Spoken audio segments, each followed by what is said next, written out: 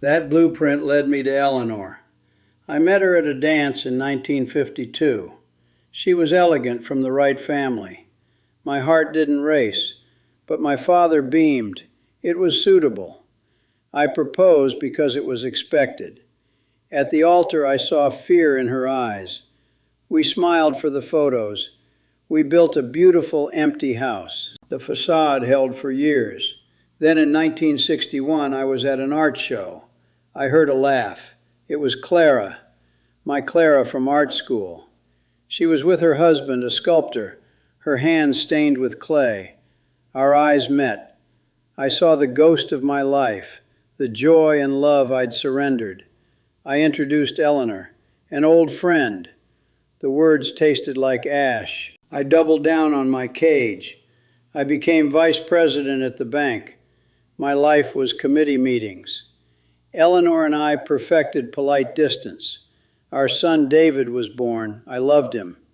But I showed him how to shake hands, not how to dream. He rebelled at 16. He wanted to be an engineer. I insisted on business school. Be practical, I said. We screamed. You're a ghost, Dad, he yelled. You just pose. He left.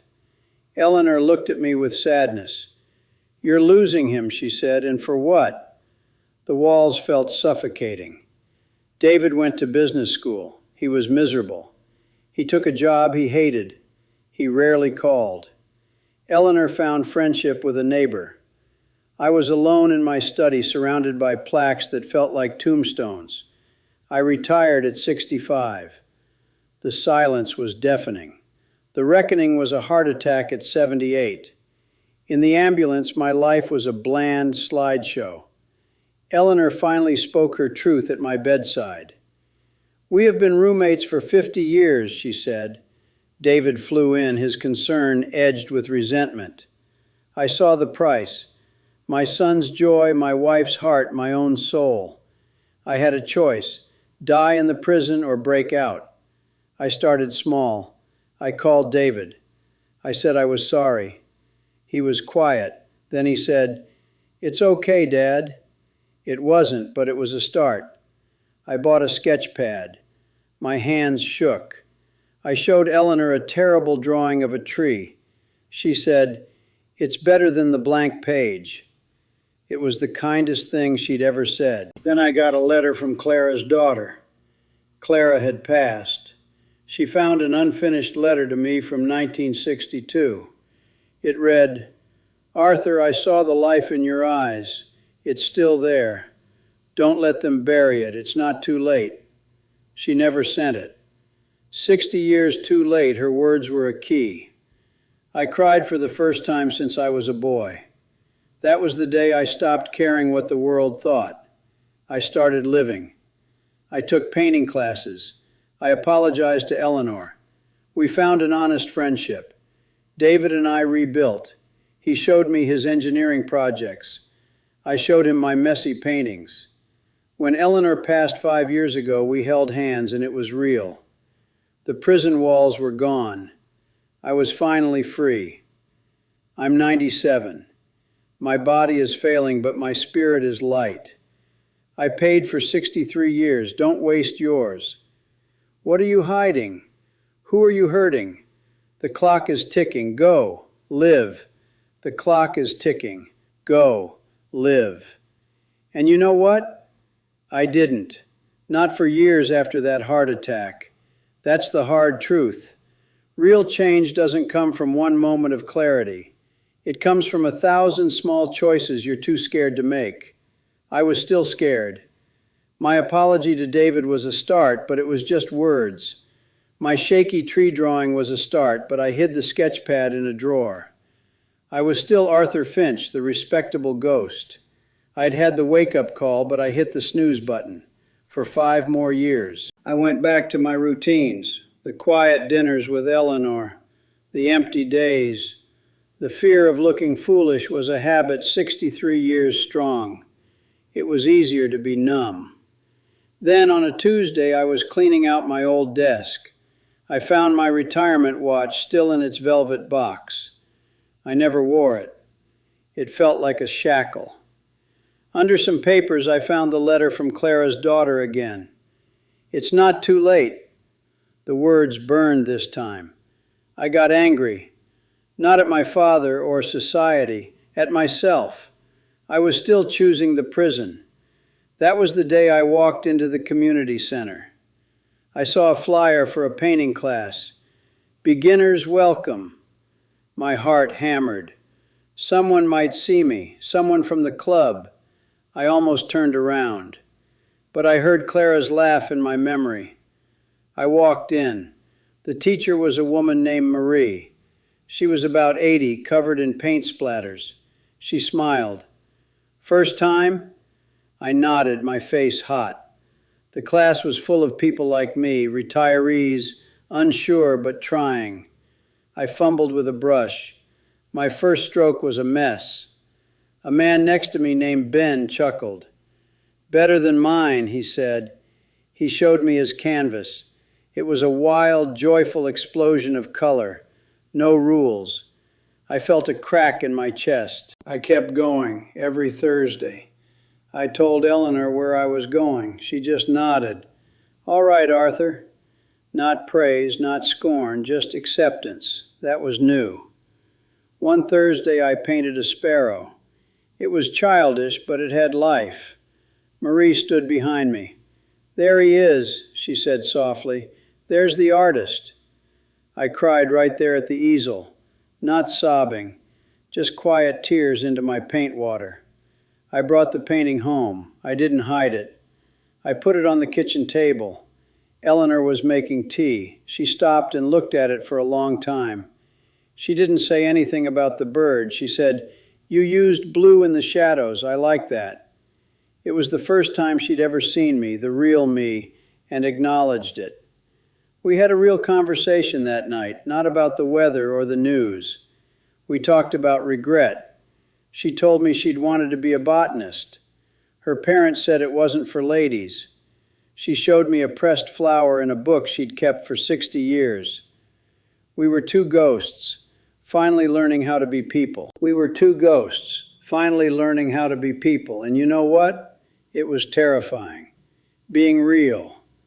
I'd look at Eleanor and see the woman she was, not the wife I'd expected.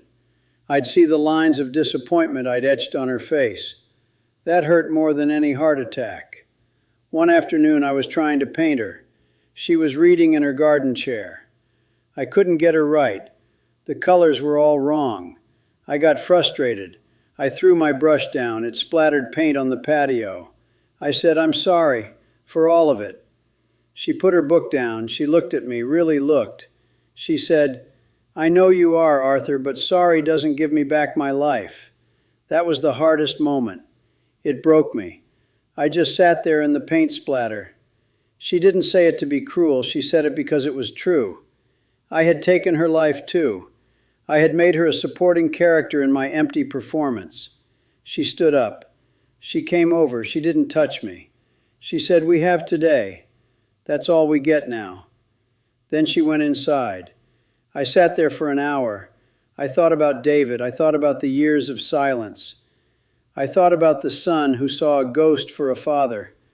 I had wanted him to be safe. I had made him miserable. That was the cost. A safe, miserable life for everyone. That's what I bought with my respectability. I went inside.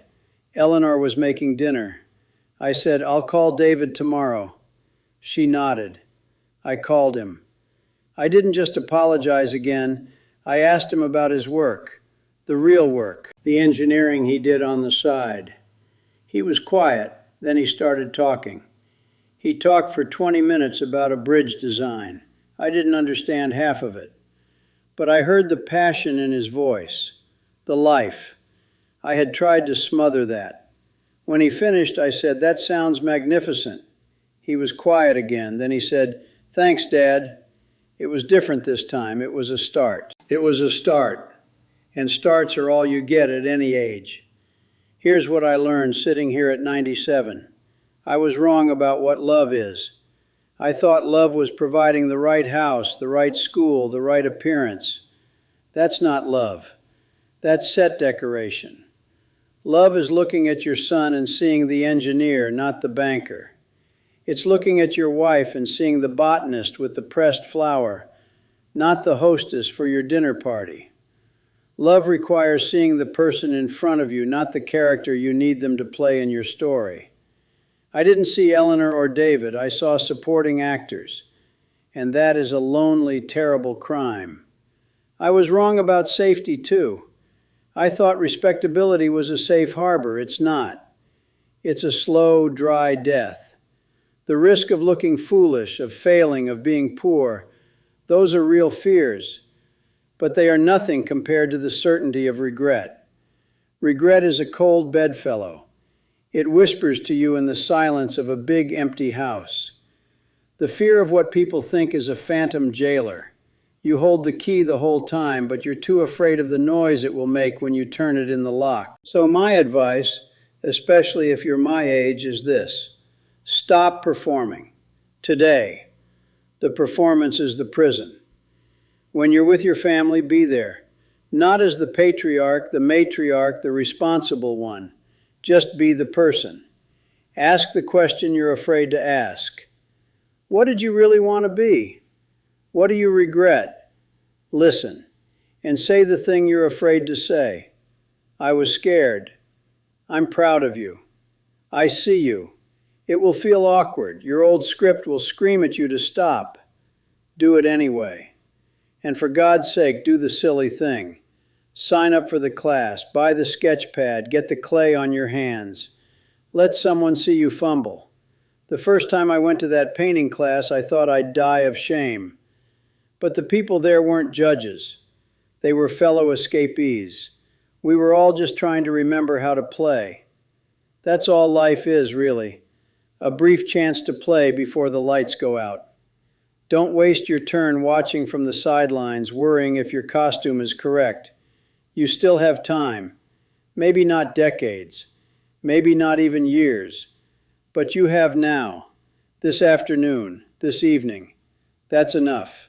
A single real moment is worth more than a lifetime of perfect poses. I had 19 years of real life after my heart attack. 19 years of messy paintings and hard conversations and quiet, honest cups of tea with Eleanor. They were the richest years of my life. They were enough. They taught me that it is never, ever too late to become a beginner, to become human. If this story echoes in you, don't let it fade.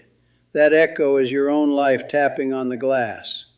Subscribe to this channel. Turn on notifications. It's not for me. I'll be gone soon. Do it so you're reminded regularly by stories like this to choose authenticity over applause. If this meant something, hit the like button. It tells the algorithm to show this to someone else who might need to hear it tonight. And in the comments, I ask you this. What is one thing you've been putting off for fear of what people might think? Write it down. Just seeing it in your own words loosens its power. Share this if you will. Not for my sake, but for the sake of that friend who seems to have it all and is utterly empty inside. Sometimes a story can be a key. And if you have a story of regret or late found freedom, the team here has a submission form linked below. Your story could be the key for someone else. They've collected some of them into a book, which I've recorded the audio for. It's called The Unlived Life. You'll find a link for that too. My name is Arthur Finch. I am 97. I paid for 63 years with my soul. I bought back 19 years with a $5 sketch pad and a few terrifying, truthful words. The math is simple. The trade is a tragedy. Don't let your life be a monument to respectability. Let it be a messy, beautiful, authentic fingerprint. However much time you have left, start now. The clock, I assure you, is ticking.